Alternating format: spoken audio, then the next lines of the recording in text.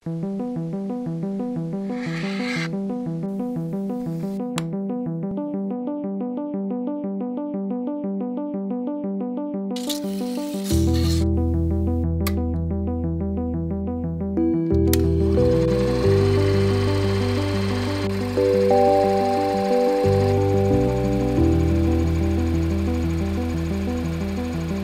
Umar Said Jonglo Aninongko, Ketua Perkumpulan Sarekat Islam punya 2 juta anggota.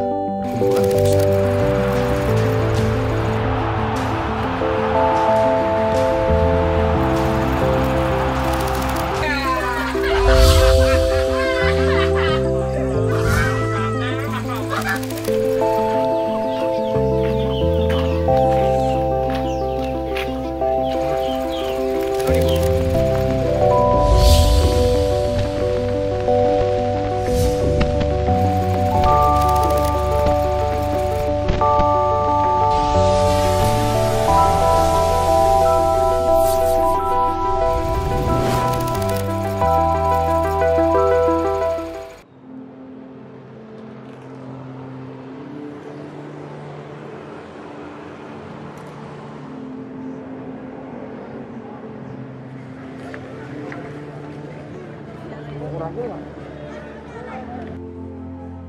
Jadi kadang itu kita nggak sadar terhadap masalah yang terjadi di kota kita karena kita terlena dengan predikat istimewa yang kita dapat. Jadi kadang, wah Jogja wis istimewa kok, wis ra ono masalah, udah nggak ada masalah. Karena masalahnya banyak.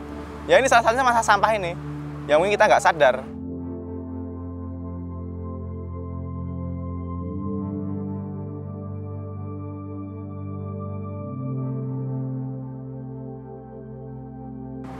Jadi kalau dulu kan saya itu kenapa kok mau gabung di Garut Sampah? Karena saya punya keresahan, saya punya sebuah kerinduan nih terhadap masa lampau.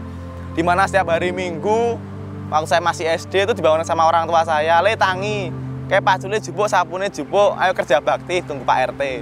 Sekarang jarang banget. Ya awalnya karena ini merupakan tempat tinggal saya, rumah saya, ya saya harus menjaga Jogja itu. Kan bisa kita lakukan dengan banyak hal. Mungkin menjaga keamanan atau menjaga yang lainnya. Nah, di sini saya hanya bisa melakukan ini, yaitu menjaga kebersihan sama teman-teman Garut Sampah. Kalau Jogja secara regional ya DIY ya, kalau untuk masalah sampah hampir sama sih. Kita mungkin punya fasilitas, cuman tidak cukup untuk membackup permasalahan sampah yang ada. Karena selama ini kita hanya sebatas pindah dan buang. Jadi sampah yang kita hasilkan sehari-hari itu hanya dipindahkan ke tempat pembuangan sampah akhir tanpa ada pengolahan lebih lanjut. Ya walaupun di kanan kiri kita, di kampung kita ada bank sampah, ada pengolahan sampah mandiri, tapi itu masih belum cukup untuk mengurangi timbulan sampah yang ada di DIY. Ya mungkin kalau yang saya lihat masyarakat itu sudah mulai kehilangan rasa handar beni ya, rasa memilikinya pun sudah kurang. Jadi kalau dulu itu rasa handar beni itu ya, ini punyaku, aku rawat, aku jaga, jangan sampai rusak, jangan sampai kotor, jangan sampai cacat. Tapi kalau sekarang itu kayak seakan-akan rasa handar beni itu sebatas, ini punyaku, kamu nggak boleh ganggu. Ya kayak cuman bangga tinggal di Yogyakarta, tapi tidak ada tindak lanjut untuk menjaga ataupun merawat.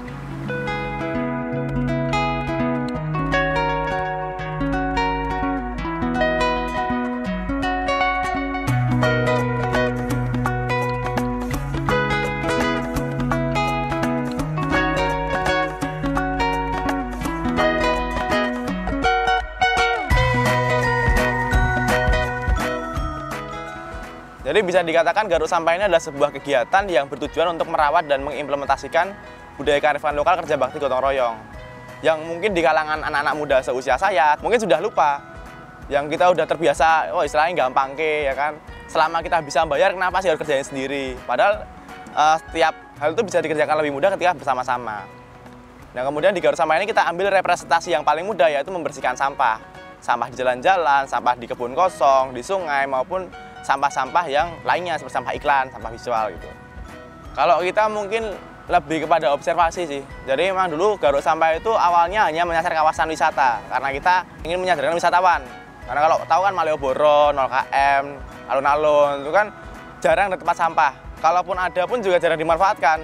Pengunjung wisatawan itu lebih milih naruh di bawah bangku, ditaruh di antara sela-sela tanaman, atau bahkan ditinggal begitu aja tempat mereka duduk.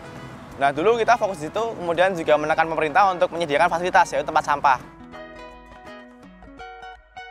Dulu kita ada gerakan 1000 keranjang sampah, yang setiap bulan Desember kita membagikan keranjang sampah di kawasan wisata, di antara pedagang-pedagang, juga masyarakat sekitar kawasan wisata.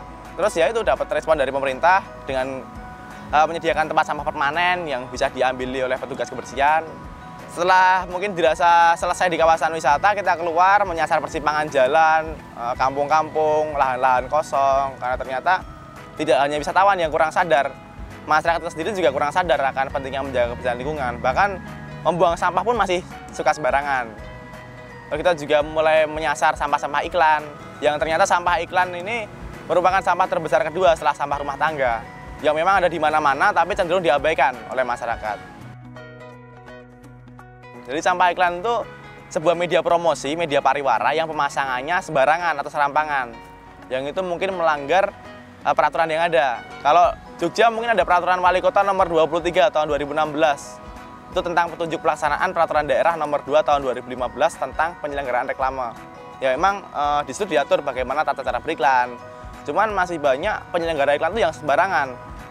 Dan bahkan di Jogja kota, itu sampah iklan paling banyak disumbangkan oleh pelajar mahasiswa melalui event-event kampus mereka, event tahunan, event bulanan.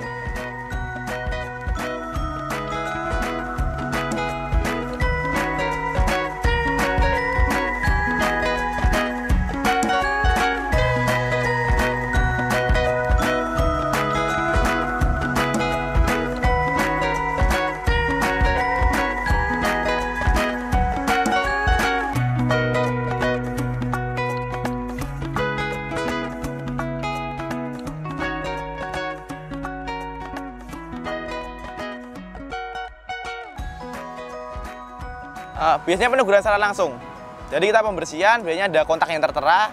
Jadi kita sampaikan bahwasanya ada beberapa media pariwara event panjenengan yang pemasangannya salah. Ini melanggar aturan yang berlaku dan cenderung mengotori kota Jogja. Silakan dibersihkan dan dievaluasi agar tidak terulang kembali di kemudian hari. Kalau untuk vendornya ya, biasanya kita jaga. Jadi udah dibersihkan kita jaga sampai pagi karena mereka masangnya pagi. Ada yang masang kita tegur langsung. Pak, ini ada izinnya enggak? Kalau masanya di sini ini enggak boleh. Kan ada aturannya sudah jelas, silakan dipatuhi. Perda kita sebutkan pasal-pasalnya apa, yang dilanggar apa aja, dendanya, berikut juga solusinya seperti apa, bisa dibuang kemana, bisa dipasang di mana gitu. Ya sering kita dapat apa sih intimidasi. Kamu tuh siapa? Kok sok-sokan banget, superior banget, sok-sokan apa memiliki Jogja, sok-sokan jaga Jogja. Ya gimana, emang kita warga Jogja ya kita harus jaga Jogja lah. Sampai diancam juga, kamu kalau berani rusak punya saya, awas kamu di jalan, habis kamu. Tapi kadang ada juga preman yang suka ganggu kan. Oh ini wilayah saya, kamu ngapain di sini kok belum izin sama saya? Ya udah, kita bilang aja kita juga warga sini Pak, kita warga Jogja, kita ingin menjaga Jogja gitu. Dulu pernah dipalak juga anak-anak tuh waktu lihat di kawasan mana Malioboro bagian utara, dipalak sama preman juga pernah. Bahkan sempat dapat pemukulan juga, pengeroyokan, bahkan sempat kejar-kejaran juga pernah. Untuk sampah yang selesai atau hasil kita garuk, biasanya kita pilah sih, cuman sampah yang bisa dijual sama yang enggak. Yang bisa dijual itu kita serahkan ke pemulung. Kalau yang nggak bisa ya kita buang ke tempat penampungan sampah sementara. Kalau untuk iklan-iklan ilegal yang berhasil kita garuk ya kita serahkan ke Satuan Polisi Pamong Praja, biasanya melalui kecamatan. Jadi emang kita nggak ambil keuntungan dari garuk sampah.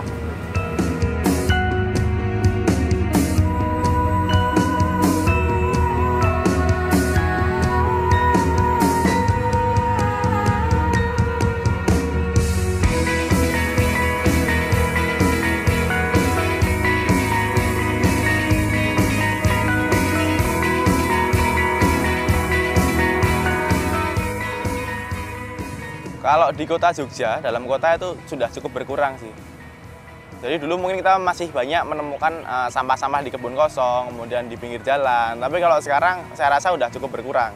Karena di samping kinerja pemerintah yang semakin baik, kemudian juga tersedianya fasilitas publik dalam penanganan sampah ini, masyarakat pun juga udah mulai mau untuk menegur satu sama lain ketika ada salah satu dari mereka yang membuang sampah sembarangan.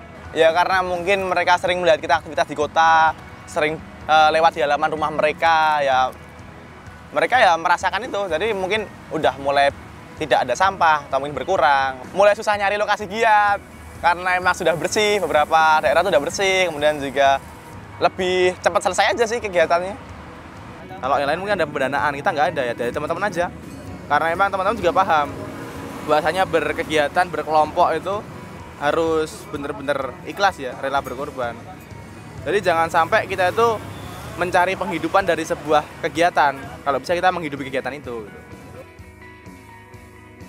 Harapannya bisa terus bergerak ya, bekerja sama, melestarikan kearifan lokal, kerja bakti gotong royong, kemudian juga mulai sadar lah, jangan membuang sampah sembarangan, mengurangi produksi sampah, jangan menggunakan barang-barang yang sekali pakai, dikurangi lah paling enggak, dengan catatan tergantikan oleh kesadaran masyarakat semakin tinggi akan pentingnya menjaga kebersihan lingkungan, yang kemudian juga didukung oleh pemerintah dengan menyediakan sarana yang mungkin cukup ya, kayak pengolahan sampah, yang nanti kedepannya tidak ada lagi sampah yang ditemukan di jalanan maupun di kebun kosong ataupun di sungai-sungai gitu.